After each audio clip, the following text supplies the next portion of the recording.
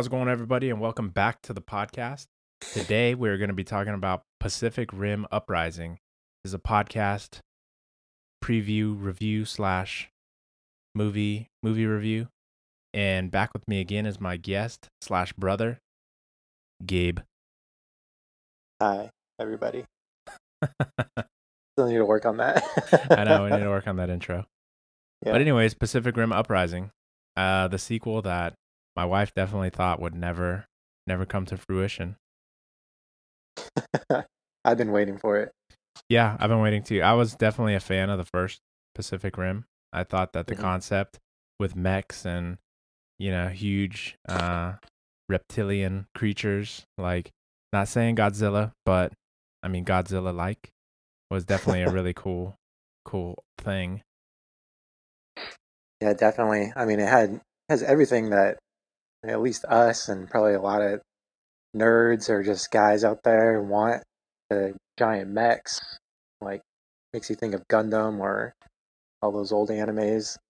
And then Or even that video game for the Super Nintendo. What was it? Like Monsters versus Robots or something? I don't remember. Oh, but the monsters, like Rampage, that old game. Yeah. I mean, they're remaking that movie too.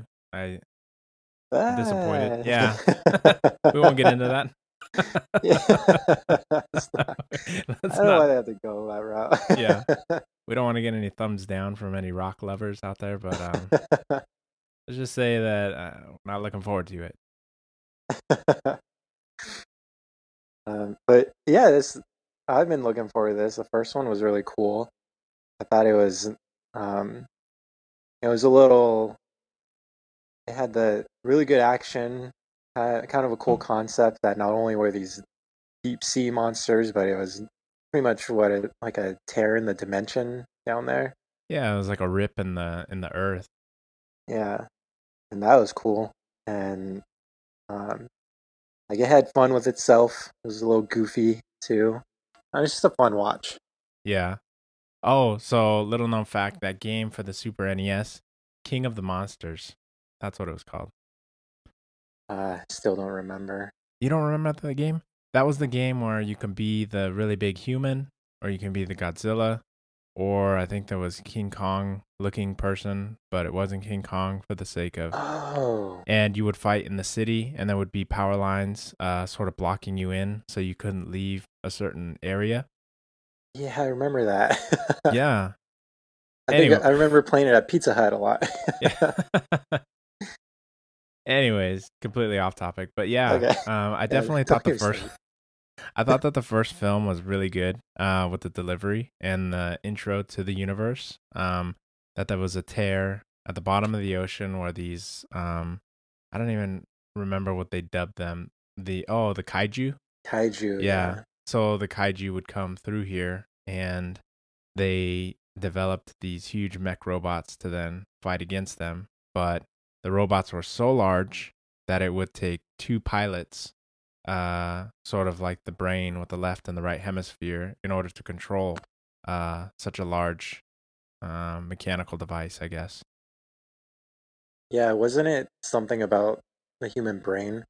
It would just give them, I don't know the word, some medical term or something, but it'd pretty much destroy their brain if they tried to do it alone. Yeah, but per every Hollywood thing, the chosen one, Yeah. I forget, I can't even remember what the guy's name was, but he was apparently able to walk his mech back to shore after his brother was ripped from the jockey seat, because I think that's what they call themselves, jockeys or something like that.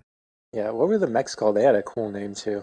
Well, they each had different names. I believe that the main mech was like the Gypsy Rider or something like that. Dating.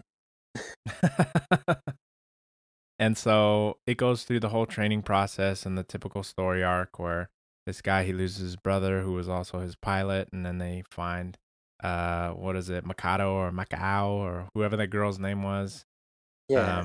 She ends up becoming his new pilot slash love interest at the end. Very, very reminiscent of Speed and how tragedy brings two people together. And so figured that, well, they fixed it, they solved it. However, they were wrong. They were all wrong. Hence Pacific Rim Uprising. Oh, and they also had Hellboy, whomever that actor's name is. I'm really bad with the names. Yeah, But he was in it, and he was talking about.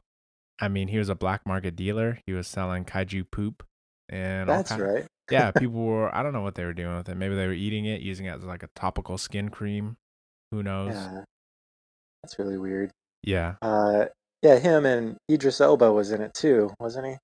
Oh Because yeah, yeah, yeah. he's now like the legend that this new character, the Star Wars guy, Boyega or whatever. Oh yeah. Was it Yeah, John? that's his John dad, John? John Boyega.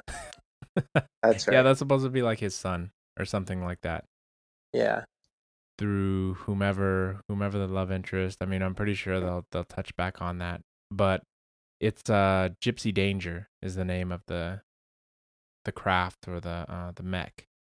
And the Chinese, I believe they had Cerno Alpha.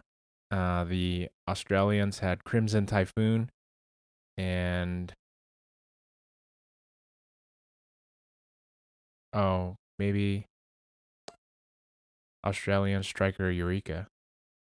So I'm reading it completely wrong. that's a long Yeah, time. the Russians had Cerno Alpha, and the Chinese had Crimson Typhoon, which the Okay. Chinese were that one was actually manned by three individuals, and then the robot had 3 arms. Oh, cool. And then the tear that they were coming through was referred to as the breach. And That's right. they seem to I guess rank these like there's level 1 kaijus, and then this was like a level 5 to end the movie, like the kaiju to end all kaijus. I remember that thing. Yeah. So now we come up to the second one, and I don't think that the main character from the first one is gonna be in the second one.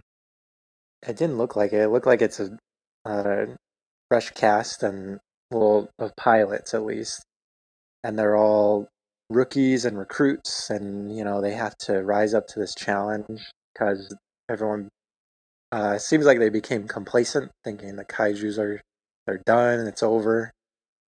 But it's interesting too that it, in the trailer they're saying the breach is opened again, and that someone on Earth's side they're the one that opened it. Yeah. Which I'm curious as to whom. I mean, there were the 2 scientists, and maybe Hmm. they're gonna have some alternate twist, and maybe one of those scientists opens that breach. Um, but yeah, I just thought that was kind of odd. Um, that here they are, everyone's living in peace and harmony. But now it's like, where are they getting these mechs? How much do these mechs even cost to make?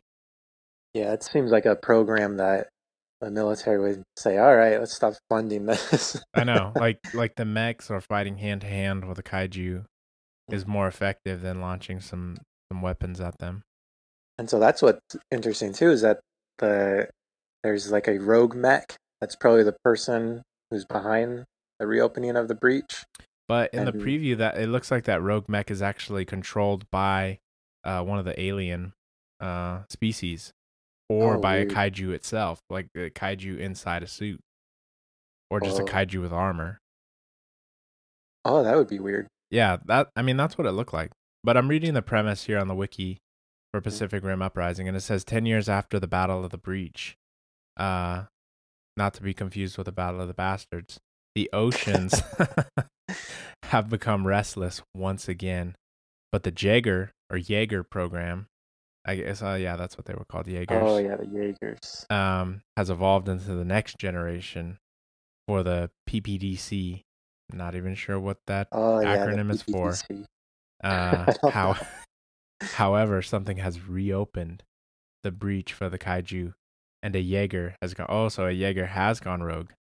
Uh, Oh, okay. Jake Pentecost, son of Stacker Pentecost, which must have been Idris Alba's character, because John Yeah. So Boyega is playing Jake Pentecost, rises up to stand against the evolved kaiju and a mysterious rogue Jaeger to prevent humanity's extinction and preserve his father's legacy. So I mean, he probably could have been chilling, playing some Xbox, saw on the news the breach has opened once again, and he's like, "Oh hell no, I'm gonna be tarnishing my daddy's name."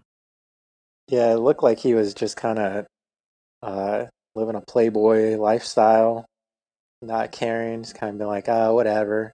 And then all of a sudden, he's giving a speech in the trailer, and I know he's really pumping these people up. I think that uh Scott Eastwood, Clint Eastwood's son, he's playing opposite him, so it's a very maybe Fast and the Furious type combo with the oh, here two we of go. them.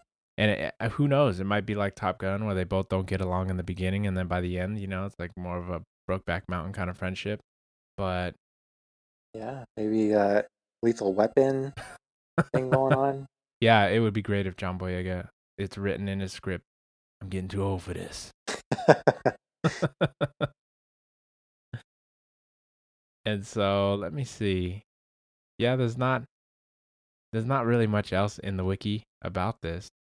Um, but I'm not really sure how well the first one did here in the US, but I know that when it was released overseas, it just exploded. Kind of like how Kung Fu Wow. Panda was like a Yeah. really great movie, but in China, once it got there, it was like the movie to watch. Yeah, you just never know. Because I'm pretty sure it was met with a lot of criticism here.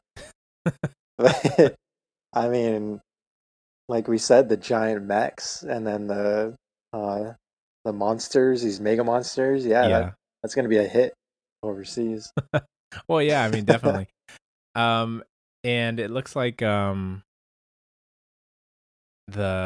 woman who played Mako Mori, Yeah. Rinko Kikuchi. Uh, she'll be back in it, and I'm guessing she's gonna don the uniform that Idris Elba played, Mhm. and so yeah, I'm not seeing anything about the guy who played the main character in the last film. He's just too busy, maybe. Probably doing another Sons of Anarchy or who knows what he's up to. Yeah. But yeah, when we saw it in the theaters, the first one, it was just like my wife wanted to leave. She was like, "This movie's ridiculous. I don't want to be here." For me, though, I gave it the benefit of the doubt. I figured this is an entirely new universe. It definitely seems like something that's really interesting. Yeah. Um, Directed by Guillermo del Toro, the first one, and he's the guy Oh, that that's did right. he did The Shape of Water. Yeah, he And does a lot of great stuff. And wow, some good horror movies, I think. that's He has crazy. a, yeah. I didn't even know the first one was directed by him. I didn't know that either. Oh, you know what? I did because I remember they announced it and he was directing it, and so it got a lot of hype. Like he's doing a monster movie, and um, yeah, then it was met with criticism, as I said before. But I'm the same way. I could just watch a movie, and um, as long as it's entertaining, it could be fun for me, and you know, the action's awesome, the scale of it, Yeah. and it's pretty original here in America for Hollywood to do something like that. So Well, I think it definitely came along before um, talks of King Kong versus Godzilla. I think that they definitely wanted that one to come earlier, and I think that they're barely talking about it now. We might see it in the next couple years, but it looks like for the first one had a budget of $190 million. Most of that clearly CG money yeah, and Guillermo del Toro money. maybe Idris Elba. Maybe Idris Elba money. Maybe the Hellboy guy money. I know him. But in the but in the box office, it pulled $411 million. Not too bad. And the budget for the next one, 150 million. It's only going to be a 98-minute film. So it's going to be a quickie. It's going to be like an episode of House of Cards. So I can super handle short. that. Yeah. And it looks like Guillermo del Toro is not going to be directing it. Okay, that would be interesting. Yeah, they've got Stephen S. Denight, and it looks like, per the wiki, this will be his first film he's ever directed. Bro, had to save money for the CG. I know. Well, I mean, it looks like he was a producer for Spartacus and all that other stuff. All So, right. He's in the biz. yeah, I mean, he worked on Smallville, Buffy, Angel. Oh, Um, not those. WB. Back when it was WB. yeah, back when it was the WB. So this will be his directorial debut, Pacific All Rim right. Uprising. So I mean, he's got some big shoes to fill, because I mean Yeah. that other dude, he threw it down with that first one, and the second one, it's kind of like, don't make it just a sequel just to make money. Let's make it good too. Yeah. Well, Now, that'll make it even more interesting. New director, new cast, so kind of a fresh start in a world that's already established. yeah, like completely fresh start. And I think that's what happens with a lot of sequels, is they come in and that it's more like just the first one was so well established. Let's just make this one cheap, just like we did the other one, and you know, just make a easy money movie here. Yeah, like John Woo directing Mission Impossible 2. Oh yeah, that's right. That was unique. That was a completely different take on that film. I completely Yeah. forgot. Like, I don't even consider that a part of the canon when I think about Mission Impossible. That was definitely, yeah, that was out there. Uh, but for one thing, one of my major gripes with the preview, Mhm. um, throwing in that Tupac song in slow mo. Yeah, I that don't was interesting. I don't get it. I see movies now that are definitely doing that a lot more. It's like, let's throw in an old school song and let's slow it down. Let's give it, that trap music type feel. But Yeah. but I don't think it fit. I don't think it fit with the preview or the theme of the film. And when we end up watching the film, I'm curious as to how much sort of original songs they're gonna have, or if they're even gonna have the budget for, some Pac music in there and whatever else. You just have to imagine it. I'll give you a similar beat, but you fill in the rest. I know. And another thing with these films, it's definitely a major destruction film. So these cities are going to be like totally wrecked. Yeah. And unlike the first one, where you had very well trained Jaegers or Mhm. Jaeger pilots behind the throttle with their hand on the stick, now you've got kids. You got like teenagers, much like a lot of anime. You got like teenagers and Yeah. probably preteens. They're the ones who are controlling these probably multi-billion-dollar mechanical suits, and they're just tearing through the city like it's nothing. Yeah, complete disregard. It's like when they drive. Yeah, that's a lot to just throw these young kids in there and using city as a fighting ring. I know. And it's like, you think you would train them, like train these Jaeger pilots. It's like, take them to the ocean, take them somewhere else. Like, why do Yeah. they have to fight in the city? It's like, first let's make a plan to lure them out. Like, entice them with food, who knows what. Mhm. Find what the kaiju like. Maybe get some, I don't know, like kaiju mating calls going on out in the wilderness. Get them away from the public, and then go to town fighting. But they're gonna be doing like some crazy kung fu in the middle of the city, in between skyscrapers and stuff. It's like, you can only imagine, like, just the city toll is getting racked up. And eventually it's like, some of these cities gotta look at it like, we don't want anybody protecting our city. It's like, just let the kaiju come through and do its thing. Cause seriously, like, you're doing a ton of damage. Yeah. Kind of like uh Superman, Man of Steel, and then you Yeah, get that other look from Bruce Wayne's eyes in Batman vs Superman. It's like, don't bat or Superman, stop fighting here. Like, don't fight in the city. I know. It's like, You would think, like, take a look at all the destruction and all the havoc you're wreaking. Yeah, you can fly anywhere. Don't do it here.